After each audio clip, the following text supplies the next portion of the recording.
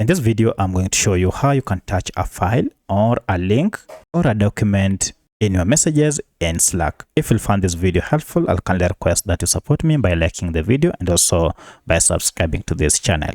Alright, so I'm here on this Slack channel and I'd like to add or share a file with these channel members. And for the file, determine which file you want to attach. If it is a link, just go ahead and click on a link. But if it is a document or a file, go ahead and click on this.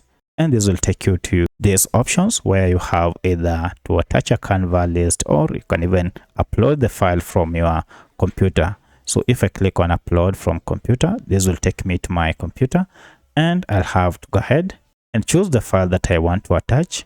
So for my case, I'd like to attach this PDF file. I'll click on it and then open, and you can see the PDF document will be fetched. Now here you have to wait for the document to be processed, and once it is complete, now you can proceed and send to the members of this channel.